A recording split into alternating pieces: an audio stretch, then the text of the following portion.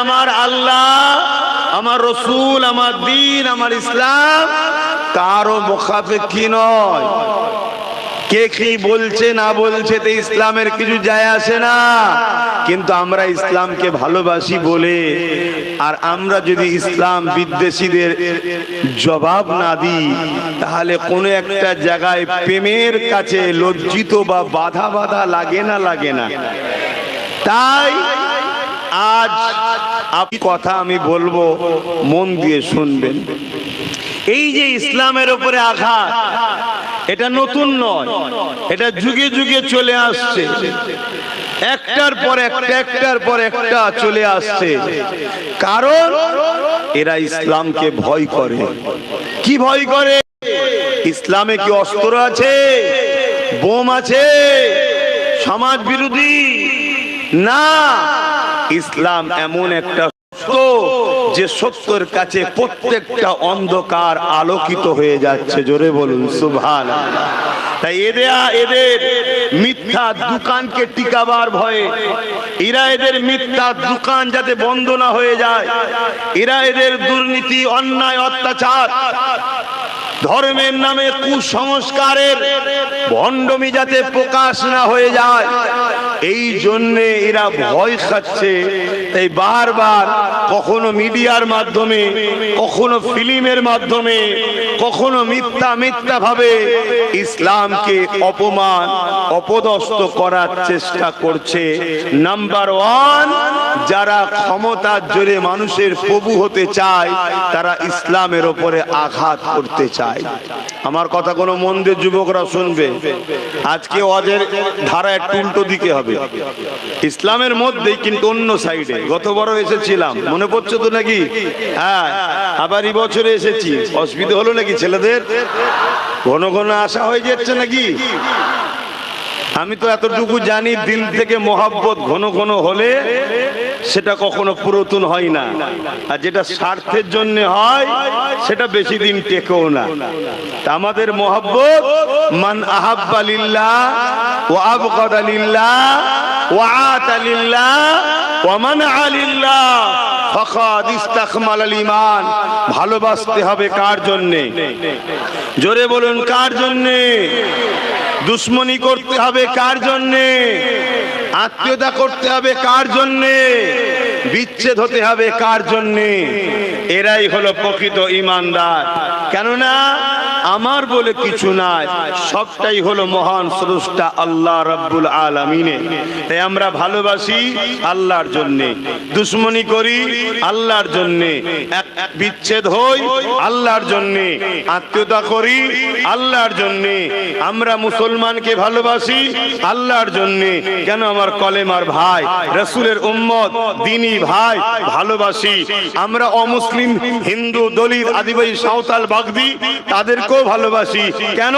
আমার স্রষ্টার সৃষ্টি, ঠিক না বেঠিক? এই ভালোবাসেন তো নাকি? মানুষ মানুষকে ভালোবাসতে হবে, এটা আমার মহান স্রষ্টার শিক্ষা। কিন্তু কোন মুসলমানও যদি আল্লাহ বিরোধী হয়, নবী বিরোধী হয়, আর ভালোবাসা থাকবে? তাহলে কোন অমুসলিমও যদি আল্লাহ ও রসুলের দিনে আঘাত দেয়, সেখানে আর সম্পর্ক থাকবে না। এটা মাথায় থাকবে তো নাকি? আমার যদি বেটাও হয়, সন্তানও যদি হয়, আপন জনও যদি হয়, আল্লাহ ও রসুলের বিরুদ্ধে গেলে আর সম্পর্ক থাকবে না। আসুন, এই যে ইসলামের উপরে আঘাত, এটা নতুন নয়, ইতিহাস বলছে। এই পৃথিবীতে একটা রাজা ছিল, নাম তার ফেরাউন। কি নাম? ফেরাউন। অত্যাচারী শাসক ছিল, জালিম ছিল, বদমাইশ ছিল, লুটেরা ছিল, খুনি ছিল, সমাজের মানুষকে জুলুম করত। বলুন, এই অত্যাচারী শাসকের বিরুদ্ধে, ফেরাউনের বিরুদ্ধে এই ওয়াকিয়া কোরআনে আছে না নাই? এই ফেরাউনের আলোচনা করা যাবে? হাত তুলে বলুন যাবে। হাত তুলে সবাই বলুন যাবে। হাত লম্বা করে তুলে সাক্ষী দেন যাবে। ফেরাউনের বিরুদ্ধে আলোচনা করা যাবে, ফেরাউনের বিষয়ে মানুষকে জানানো যাবে, ফেরাউনের বিষয়ে মানুষকে সজাগ করানো যাবে, মুসা নবীর পক্ষে আলোচনা করা যাবে। ঠিক বলছেন? তাহলে আজকেও ফেরাউন আছে না নাই? তাহলে আজকের ফেরাউনদের আলোচনা করা যাবে না? কিন্তু আমাদের মৌলী সাহেবরা আজকের ফেরাউনের বিরুদ্ধে বলে না, মরা ফেরাউনের বিরুদ্ধে বলে। কেন? জানে ও শয়তান আসতে পারবে না, অতএব ওর বিষয়ে বল। আর আজকের ফেরাউনের বিরুদ্ধে বলতে আমাদের মৌলী সাহেবরা ভয় খায়। কেন? যদি জেল হয়ে যায়, হ্যাঁ, যদি জেল হয়ে যায়, আরে বোকা, আল্লাহর নবী বলছে আর দুনিয়া সুদরুল মুমিনিন, মুমিন মুমিনাদের জন্য দুনিয়া তো জেলখানা, আমরা জেলখানাতেই আছি। বলি আলহামদুলিল্লাহ, বলুন আলহামদুলিল্লাহ। আল্লাহ যে হালে রেখেছে খুশি না বেজার? আমরা তো জেলখানাতে আছি, আবার কোন জেলখানার ভয় দেখাচ্ছিস? একটু খোলা জায়গায় আছি না একটু ছোট জায়গায় ঢুকিয়ে দিবি, এই তো ব্যাপার। কদিনের দুনিয়া। কিন্তু ইসলাম অন্যায়কে মিটিয়ে ন্যায়কে প্রতিষ্ঠিত করার নাম হলো ইসলাম। জোরে বলুন সুবহানাল্লাহ। সেদিনের ফেরাউন নিয়ে আলোচনা হয়, আজকের ফেরাউন নিয়ে আলোচনা হয় না। আমিও সেদিনের ফেরাউনের কথা, আজকের ফেরাউনদেরও কথা বলবো, কেননা আমি একমাত্র ভয় করি একজনকে, যিনি জমিন আসমানের একমাত্র মালিক। লিল্লাহি মা ফিস সামাওয়াতি ওয়া মা ফিল আরদ, জমিন আসমানের একমাত্র মালিক তিনি কে? চিৎকার দিয়ে বলো, শাহাদত আগুন তুলে সাক্ষী দিয়ে বলো কে? আমার সাথে বলো আল্লাহু আকবার। হ্যাঁ, জমিন আসমানের একমাত্র মালিক, তিনাকে ছাড়া অন্য কাউকে ভয়, এই জোরে বলো ভয়। কেউ যদি তোমাকে তরোয়ালের তলায় শুরিয়ে বন্দুকের নলের সামনে রেখে তোমাকে যদি বলে তুই আমায় ভয় কর, নাই মেরে দেবো, তুমি কি তাকে ভয় করবে? যদি ভয় করো তুমি তাহলে দুর্বল ঈমানের অধিকারী হয়ে যাবে। কেন? ওর বন্দুকের সামনে থাকতে পারো, ওর তরোয়ালের নিচে থাকতে পারো, কিন্তু মরণ দিবার মালিক ও নয়। ওখান থেকেও তোমাকে যিনি বাঁচাতে পারেন তিনি কে? সেই আল্লাহকে ভয় করো। আর পুরো পৃথিবীর প্রশাসন দিয়ে তোমাকে যদি নিরাপত্তায় ঘিরিয়ে রাখা হয়, এরপরও আজরাইল এসে জান কবজ করবে যার হুকুমে তিনি কে? জোরে বললেন না কেন? অতএব সেই আল্লাহকে ভয় করো, মনে থাকবে। আর আল্লাহকে ভয় করলে লাভ না লস? আল্লাহকে ভয় করলে প্রচুর লাভ। যে লাভের বলে আমার জীবন চলে যাবে, শেষ করা যাবে না। আমি শুধু দুটো লাভের কথা বলবো। আল্লাহ সূরা রহমানের মধ্যে বলছেন ওয়ালিমান খাফা মাকাম রাব্বিহি জান্নাতান, যারা আমি আল্লাহ আমাকে ভয় করবে, এ আমার বান্দা বান্দিরে, তোরা যারা আমি আল্লাহ আমাকে ভয় করবি, আল্লাহ কোরআনে সূরা রহমানে জানাচ্ছে আমি আল্লাহ তাদের জন্য দুটো দুটো জান্নাত দেব। আরো জোরে বলুন সুবহান। শুনছো আমার ভাইরা? কোনো ভাই যদি পাপ করতে গিয়ে ফিরে আসে, কোনো ভাই যদি বাপ মা যদি অন্যায় করতে গিয়ে ফিরে আসে আল্লাহর ভয়ে, আমার আল্লাহ তাকে জান্নাত দেবে, ওয়াদা করছে। জোরে বলুন সুবহানাল্লাহ। আবার একটা নয়, দুটো জান্নাত। এটা সূরা রহমানের মধ্যে আল্লাহ বলছে। তাহলে ভয় কাকে করব? আর দ্বিতীয় কি লাভ? আপনার অন্তরে যদি আল্লাহর ভয় থাকে, পৃথিবীর সব শয়তান আপনাকে ভয় করবে। এটা সিস্টেম। এটা কি বলুন? সিস্টেম। কারো দেশে যদি পারমাণবিক বোম থাকে, ওই দেশকে অন্য দেশরা ভয় করে না? করে না। কি জন্য ভয় করে? ওর দেশে পারমাণবিক বোমা আছে। পারমাণবিক বোমাতে একটা ছোট্ট জিনিস রে বাবা, মানুষ তৈরি করেছে, ঠিক না বেটি? হ্যাঁ, তা সেটা থাকলে যদি তাকে ভয় করতে পারে, তামাম কায়নাতের মালিক যিনি, সেই আল্লাহ যার দিলে থাকবে, সেই আল্লাহকে যে ভয় করবে, এই ভয়টা কি ছোটখাটো ব্যাপার নাকি? আল্লাহ প্রত্যেকটা শয়তানের অন্তরে তার ভয় ঢুকিয়ে দেয়। জোরে বলুন সুবহানাল্লাহ। শুনছেন? বাবেরা, নওজোয়ান তরুণেরা, আমার নবী পাকের প্রেমিকেরা, ইসলামের ইতিহাস জানিয়ে দিচ্ছে যুগে যুগে যুগে ইসলামের বিরোধী কয়েক শ্রেণী মানুষেরা করেছে।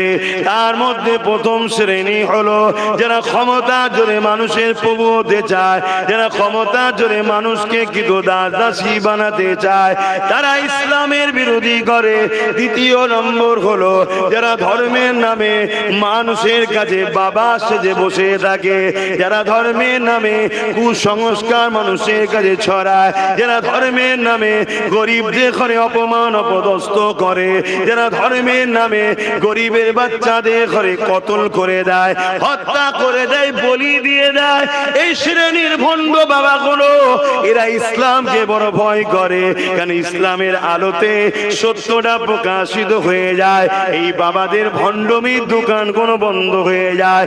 তিন নম্বর হলো যাদের পেটে শিক্ষা নাই, তারা এই ভণ্ড বাবাদের পাল্লায় পড়ে ইসলামের বিরোধী করে বসে।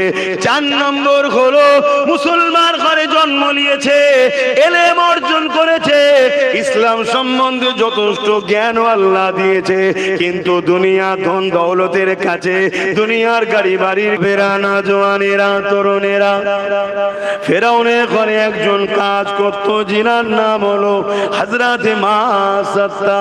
একটা মহিলার কথা বলছি শোনেন, কেন আজ আমাদের মা গুলো ভুলে যাচ্ছে, ইসলামের কথা ভুলে যাচ্ছে। আজ দুনিয়ার বুকে আমাদের মা গুলোকে বেশি করে টার্গেট করা হয়েছে, কেননা নারী হলো এমন একটা নিয়ামত যিনি, ওই নারীর রেহেম যদি অপবিত্র হয়, ওই গর্ভে যে সন্তান হবে, ওই সন্তান কখনো দিনের পক্ষে কাজে লাগবে না।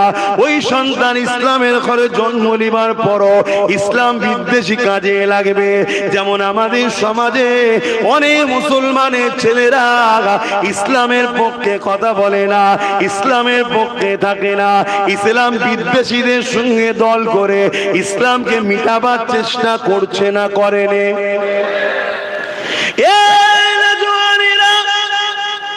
এই দুনিয়ার বুকে একজন ব্যক্তি এসেছিলেন, যিনার নাম হলো হযরতে সালাউদ্দিন আইবি। নাম আপনারা হয়তো শুনেছেন যারা ইতিহাস পড়েছে। এই সালাউদ্দিন আইবি কে ছিলেন? পৃথিবীর জমিনের সন্ত্রাস জালিম অত্যাচার যারা ছিল তাদের জন্য আতঙ্কের নাম সালাউদ্দিন আইবি ছিল।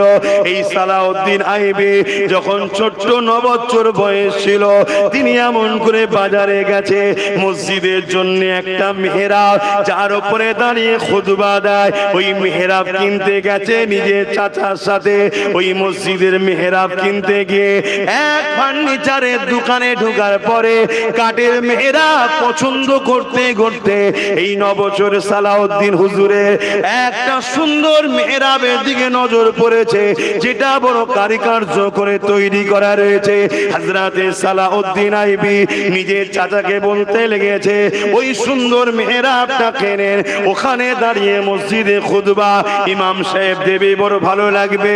ওই দোকানদার বলতে লেগেছে, এই মেহরাবটা বিক্রি করার জন্য নয়, এটা হলো একটা গিফটের জন্য তৈরি করা হয়েছে।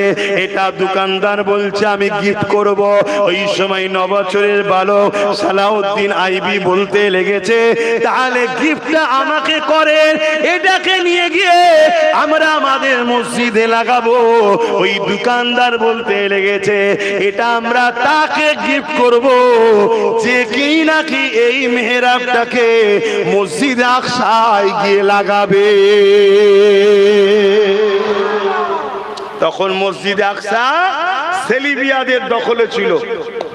মসজিদ আকসা চেনেন তো, বাইতুল মুকাদ্দাস, সেলিবিয়াদের দখলে ছিল। সেলিবিয়ারা 4 লক্ষ সৈন্য দিয়ে মসজিদে আকসাকে কন্টিনিউ পাহারা দিত। 4 লক্ষ সৈন্য যখন শিফট হবে আবার 4 লক্ষ সৈন্য পাহারা দেবে, এই সৈন্য চলে যাবে। এইভাবে মসজিদে আকসাকে সেলিবিয়ারা দখল করে রেখেছে। আর 9 বছরের বাচ্চা যখন শুনলো ওই মসজিদে এই মেহরাবটা যে লাগাবে তাকে আমি মেহরাবটা গিফট করব, এই 9 বছরের সালাউদ্দিন আইবি দোকানে দাঁড়িয়ে বলেছিল যত্ন করে রাখেন, ইনশাআল্লাহ আমি সালাউদ্দিন এটা নিয়ে গিয়ে মসজিদে আকসাতেই লাগাবো। জোরে বলুন সুবহানাল্লাহ, আরো জোরে বলেন, আরো জোরে বলেন। আর আজকে আমাদের 9 বছর কেন, 3 9 27 বছরের যুবক রাস্তায় বসে পাবজি গেম নিয়ে ব্যস্ত। তাহলে আমাদেরকে বড় প্ল্যান করে ইসলাম ভুলানো হচ্ছে না, হয়নি? আমাদেরকে বড় প্ল্যান করে ইসলাম বিদ্বেষীরা গান দিয়েছে, ফাংশন ধরিয়েছে, যাত্রা ধরিয়েছে, সুদ ধরিয়েছে, ঘুষ ধরিয়েছে, খেলা মেলার মধ্যে জড়িয়ে আমাদেরকে ইসলাম বিদ্বেষীরা আল্লাহ রসুল থেকে সরাবার পরিকল্পনা করছে। কেন? এরা জানে যদি উম্মতে মুহাম্মাদীকে আল্লাহ থেকে না সরানো যায়, নবী থেকে না সরানো যায়, এদের সঙ্গে আল্লাহ রসুলের যদি মহব্বত থাকে, আবার যদি বদর হয় এরাই জিতবে, আবার যদি কারবালা হয় এরাই জিতবে, আবার যদি উহুদ হয় এরাই জিতবে, আবার যদি মঈনুদ্দিন আজমিরির মতো লড়াই হয় এরাই জিতবে, আবার যদি মসজিদ আকসার জন্য সালাউদ্দিনের প্রয়োজন হয় এদের বাড়ি থেকে সালাউদ্দিন বেরোবে। তাই এরা বড় পরিকল্পনা করে আমাদেরকে গানে, ফাংশনে, যাত্রায়, সুদে, মেলাতে, খেলাতে জড়িয়ে দিয়ে আল্লাহ রসুল ভোলাবার পরিকল্পনা করছে। এই জায়গায় জাতকে জাগানোর অধিকার আছে না? না, ইসলাম তো অধিকার দিয়েছে। আমার দেশের সংবিধানের 25 নম্বর ধারাতেও আমার জন্য অধিকার আছে। শুনছেন? বাবেরা নওজওয়ানেরা হযরত সালাউদ্দিন আইবি বড় হয়ে গেলেন।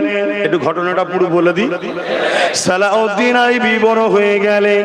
হুজুর আমার বড় হয়ে যাওয়ার পরে এমন করে 12,000 সৈন্য নিয়ে ওই মিশর থেকে রওনা দিয়ে দিলেন মসজিদে আকসাকে এমন করে বিজয় করার জন্য।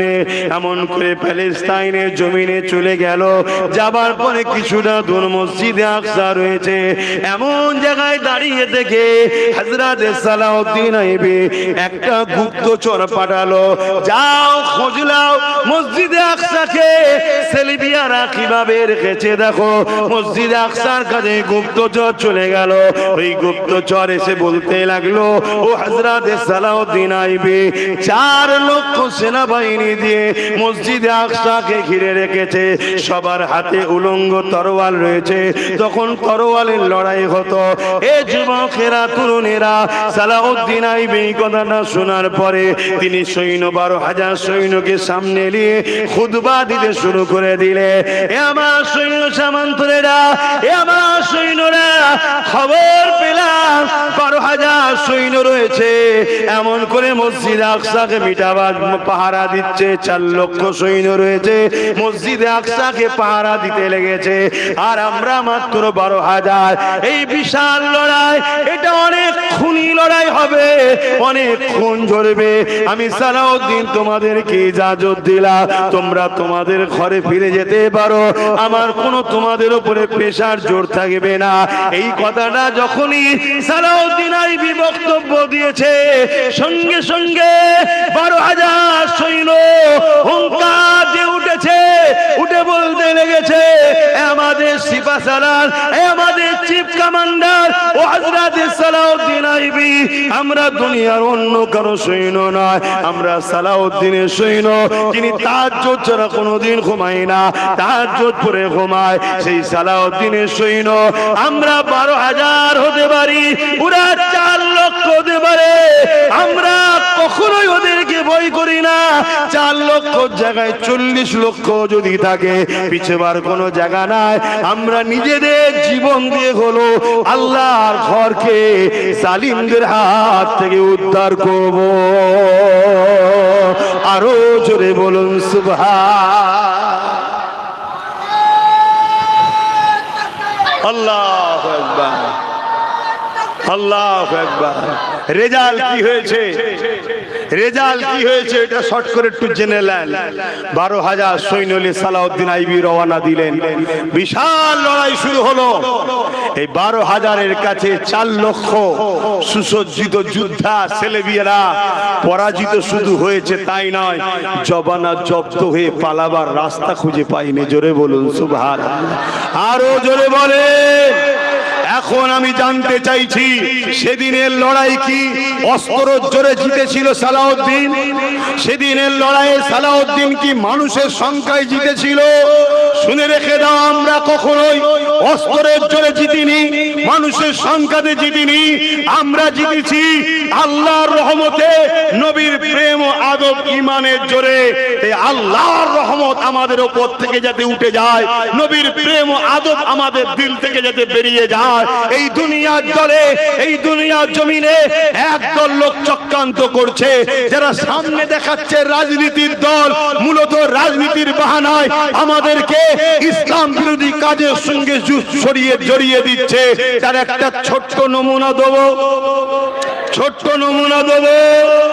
আমাদেরকে বলছে ধর্ম যার যার। জোরে বলো।